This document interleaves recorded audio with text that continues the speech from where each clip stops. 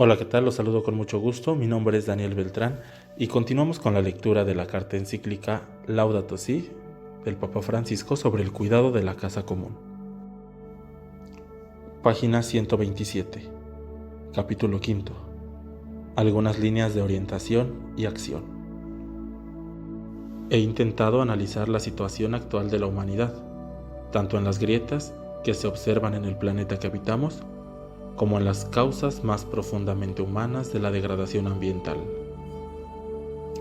Si bien esa contemplación de la realidad en sí misma ya nos indica la necesidad de un cambio de rumbo y nos sugiere algunas acciones, intentemos ahora delinear grandes caminos de diálogo que nos ayuden a salir de la espiral de autodestrucción en la que nos estamos sumergiendo. Diálogo sobre el medio ambiente en la política internacional.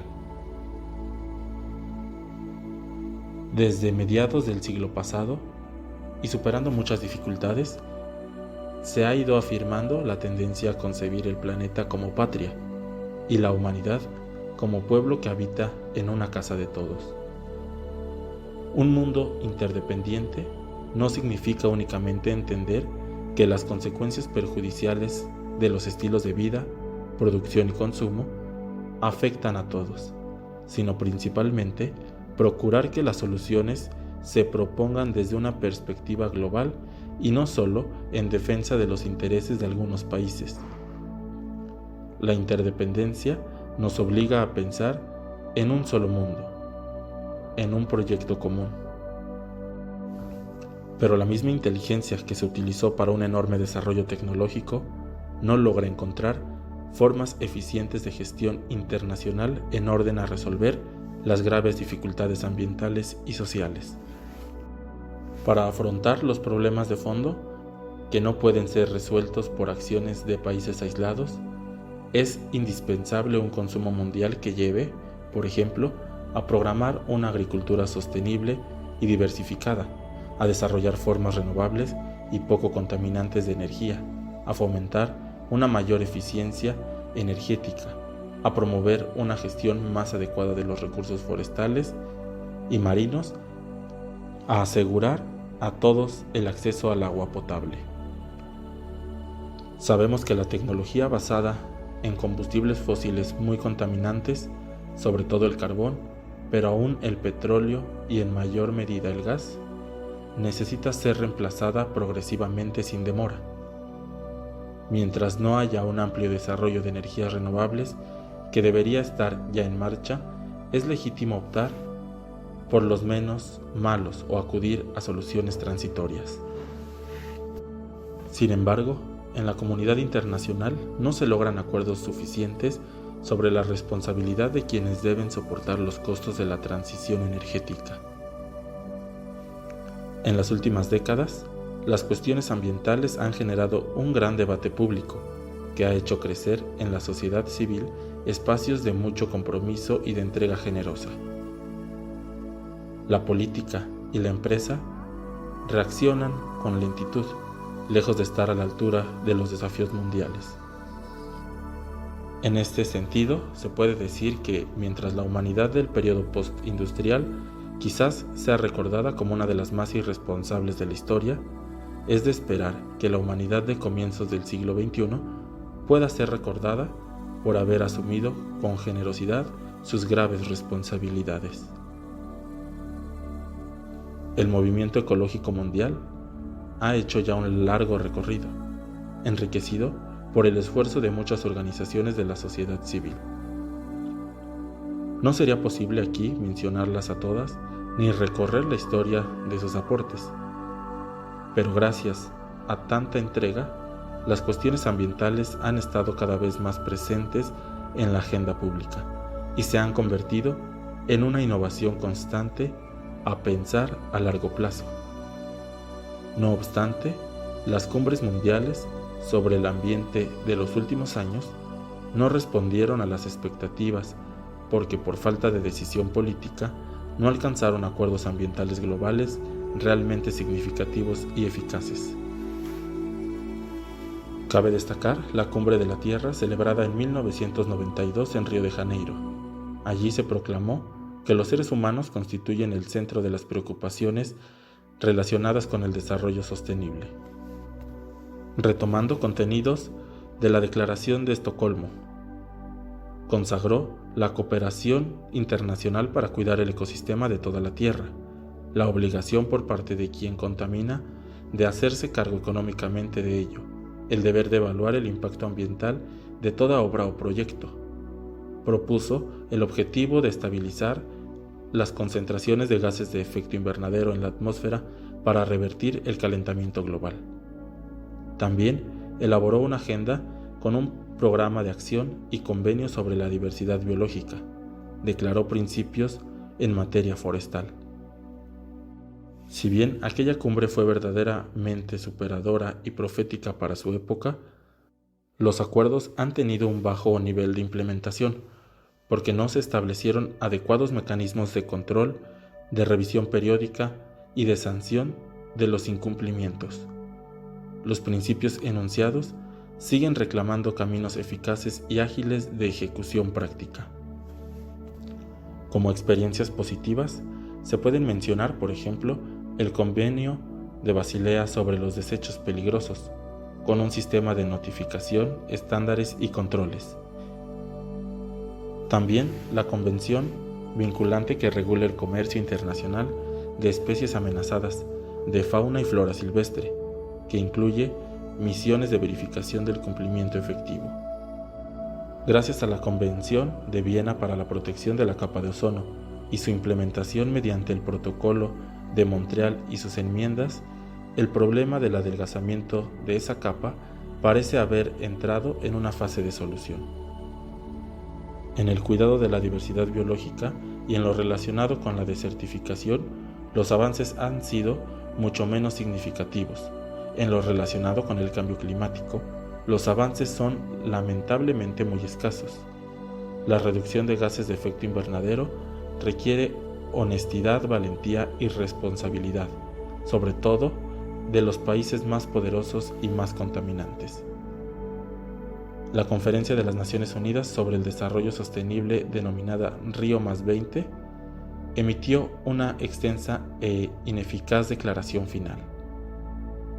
Las negociaciones internacionales no pueden avanzar significativamente por las posiciones de los países que privilegian sus intereses nacionales sobre el bien común global. Quienes sufrirán las consecuencias que nosotros intentamos disimular recordarán esa falta de conciencia y responsabilidad. Mientras se elabora esta encíclica, el debate ha adquirido una particular intensidad. Los creyentes no podemos dejar de pedirle a Dios por el avance positivo en las discusiones actuales, de manera que las generaciones futuras no sufran las consecuencias de imprudentes retardos.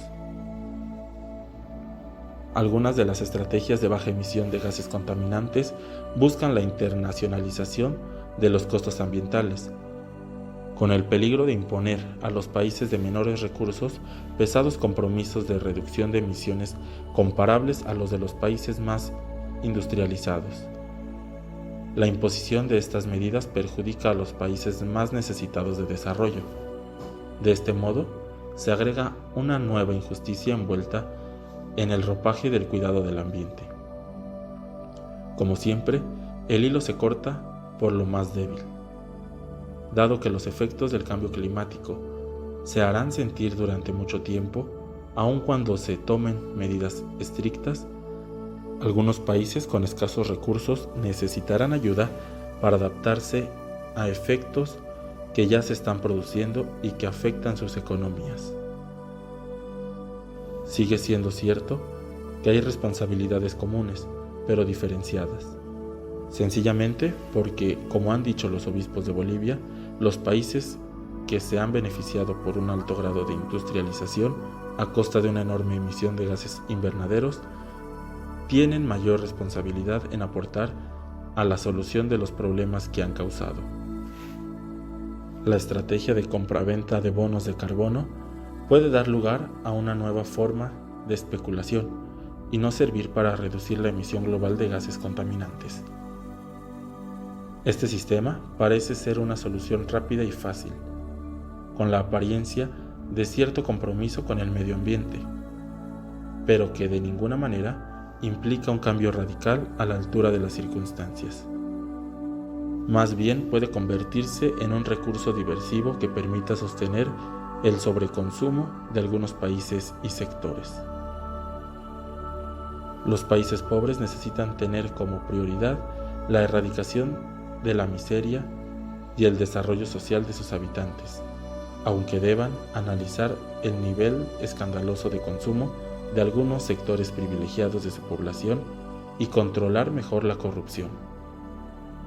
También es verdad que deben desarrollar formas menos contaminantes de producción de energía, pero para ello requieren contar con la ayuda de países que han crecido mucho a costa de la contaminación actual del planeta.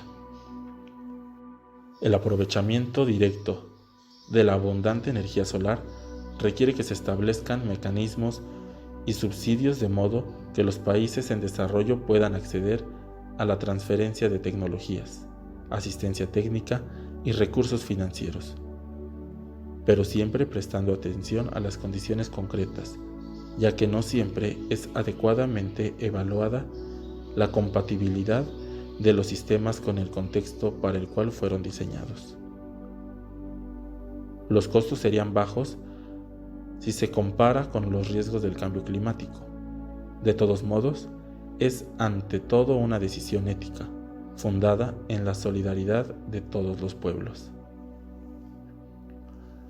Urgen acuerdos internacionales que se cumplan, dada la fragilidad de las instancias locales para intervenir de modo eficaz.